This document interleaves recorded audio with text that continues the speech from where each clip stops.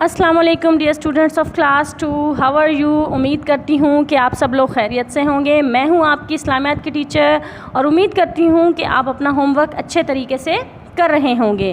جیسا کہ آپ سب جانتے ہیں کہ ہم اپنے 2 سبق مکمل کر چکے ہیں، تو آج ہم اپنی اسلامیات کی کتاب کا تیسرا سبق کی پڑھائی کریں گے۔ نا open your book page number 13۔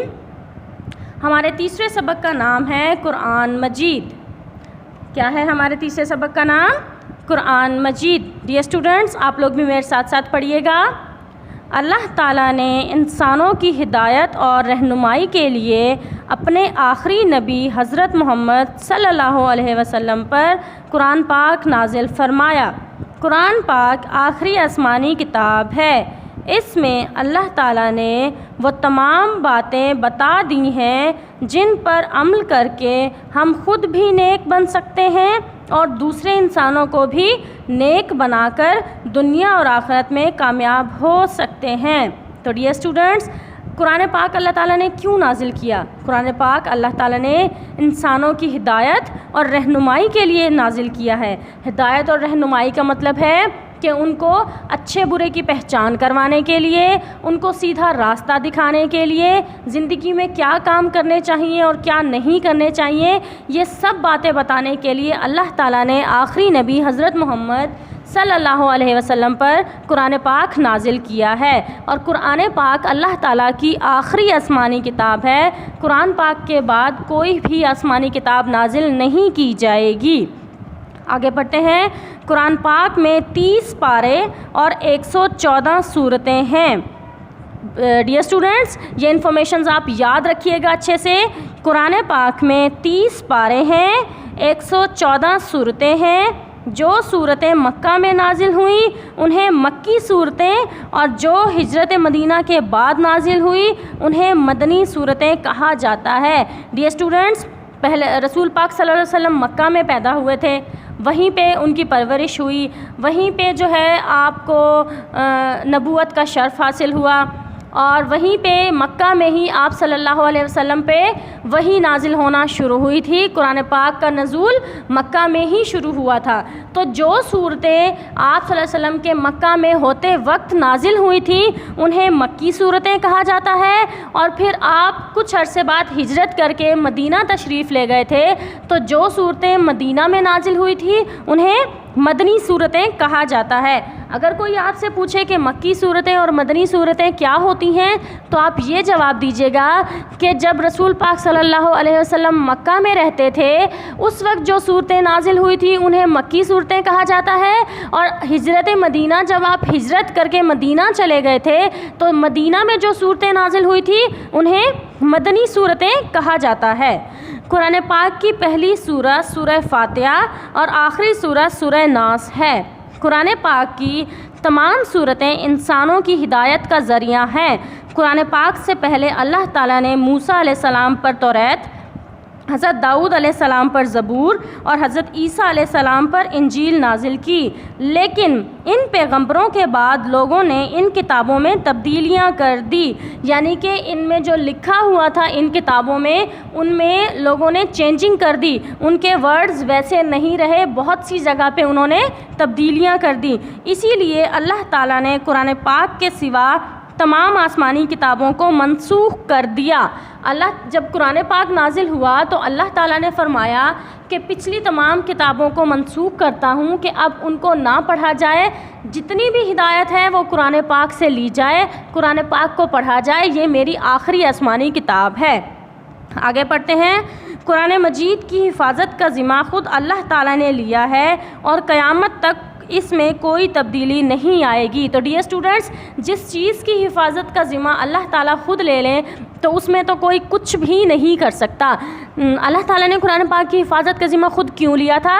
کیونکہ قرآن پاک سے پہلے جو آسمانی کتابیں نازل ہوئی تھی لوگوں نے ان میں تبدیلیاں کر دی تھی، لوگوں نے ان میں چینجنگ کر دی تھی، تو اللہ تعالیٰ نے کہا کہ قرآن پاک کی حفاظت کا ذمہ میں خود لیتا ہوں۔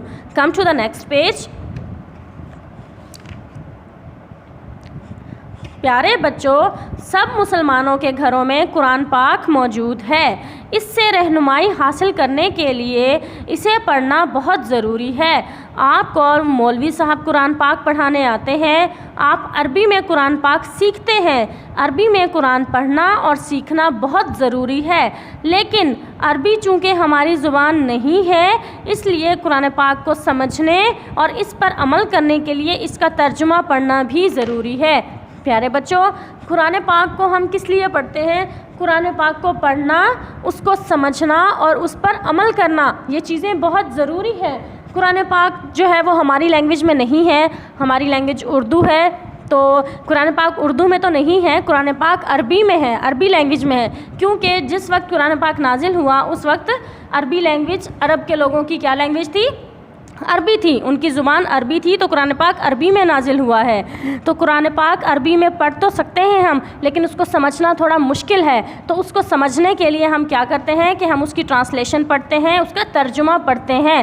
جب ہم اس کی ٹرانسلیشن اور ترجمہ پڑھیں گے تو ہمیں پتہ چلے گا کہ اس کتاب میں ہمیں کیا ہدایات دی گئی ہیں، ہمیں کیا سمجھایا جا رہا ہے اور ہمیں کیا رہنمائی دی جا رہی ہے۔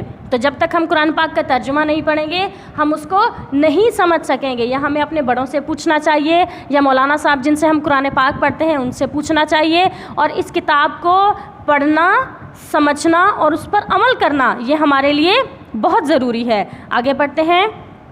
قرآن پاک ایک مکمل ضابطۂ حیات ہے جس میں دوسرے اچھے کام کرنے کے ساتھ ساتھ بار بار نماز پڑھنے کی تاکید کی گئی ہے۔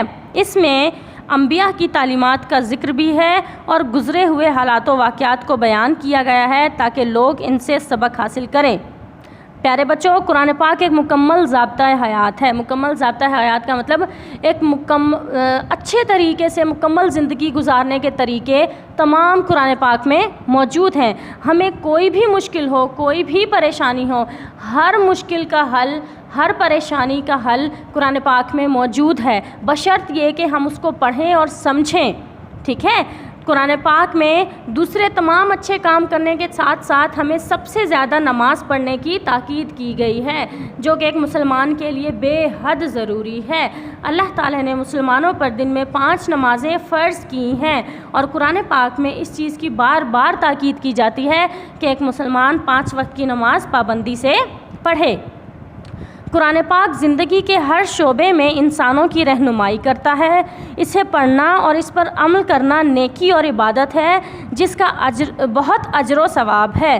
یعنی کہ قرآن پاک جب ہم پڑھتے ہیں، اس پر عمل کرتے ہیں تو یہ بہت ہی زیادہ نیکی ہے، ہمیں بہت اجر ملے گا اس چیز کا انشاءاللہ۔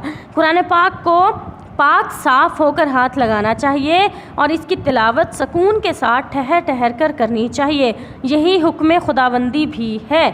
قرآن پاک کو جب بھی ہم پڑھیں ڈیئر اسٹوڈنٹس، سب سے پہلے تو ہمیں خود کو پاک ہونا چاہیے، ہمیں باوضو ہونا چاہیے، ہمارا جسم اور ہمارا لباس پاک ہونا چاہیے۔ جس جگہ پر بیٹھ کر ہم قرآن پاک کی تلاوت کر رہے ہیں تو وہ جگہ بھی پاک صاف ہونی چاہیے، اور زیادہ سے زیادہ کوشش کرنی چاہیے کہ ہم قبلے کی طرف رخ کر کے بیٹھیں اور پھر قرآن پاک کی تلاوت کریں۔ جس طرف ہم نماز پڑھتے ہیں، جس طرف ہم اپنا رخ کر کے نماز پڑھتے ہیں قبلے کی طرف، ہمیں کوشش کرنی چاہیے کہ ہم قرآن پاک کی تلاوت بھی قبلے کی رخ کی طرف کر کے پھر پڑھیں۔ قرآن پاک کے 5 حقوق ہیں، یعنی اس پر ایمان لا کر اس کی ہر بات کو مانا جائے، اس کی تلاوت کی جائے، ترجمے کے ساتھ پڑھا جائے، اس پر عمل کیا جائے اور اسے دوسروں تک پہنچایا جائے۔ قرآن پاک کے یہ 5 حقوق ادا کرنا ہر مسلمان پر لازم ہے۔ تو ڈیئر اسٹوڈنٹس، اس بات کو غور سے سنیے کہ قرآن پاک کے کتنے حقوق ہیں؟ قرآن پاک کے 5 حقوق ہیں۔ سب سے پہلا تو اس پر ایمان لایا جائے، پھر اس قرآن پاک میں جو ہمیں باتیں بتائی گئی ہیں ان پر عمل کیا جائے، ان کو مانا جائے، اس کی قرآن پاک کی تلاوت کی جائے، ترجمے کے ساتھ پڑھا جائے۔ ترجمے کے ساتھ پڑھنے کی تاکید اس لیے کی گئی ہے ڈیئر اسٹوڈنٹس کیونکہ قرآن پاک جو ہے وہ عربی لینگویج میں ہے اور ہمیں عربی سمجھ نہیں آتی، تو اگر ہم اس کو ترجمے کے ساتھ پڑھیں گے تو ہم اچھے طریقے سے قرآن پاک کو سمجھ سکیں گے کہ ہمیں اس میں کیا ہدایات دی جا رہی ہیں، کن کاموں کے کرنے کی تاکید کی جا رہی ہے اور کن کاموں سے روکا جا رہا ہے، اس پر عمل کیا جائے اور دوسروں تک پہنچایا جائے۔ تو ڈیئر اسٹوڈنٹس یہ ہیں قرآن پاک کے 5 حقوق. قرآن پاک کے یہ 5 حقوق ادا کرنا ہر مسلمان پر لازم ہے. تو ہمارا تیسرا سبق مکمل ہوا. آئیے ہم اپنی ایکسرسائز کی جانب چلتے ہیں. قرآن پاک میں اللہ تعالیٰ نے کون کون سی باتیں بتائی ہیں؟ اس کا جواب ہے قرآن پاک میں اللہ تعالیٰ نے انسانوں کی ہدایت اور رہنمائی کی باتیں بتائی ہیں. The question number 2 is قرآن پاک کس پیغمبر پر نازل کیا گیا؟ اس کا جواب ہے قرآن پاک حضرت محمد مصطفیٰ صلی اللہ علیہ وسلم پر نازل کیا گیا. ڈیئر اسٹوڈنٹس آپ کا ہوم ورک ہے question number 1 اور question number 2 لکھیں اور یاد کریں. ملتے ہیں اپنے نیکسٹ لیکچر میں. تب تک کے لیے اللہ حافظ.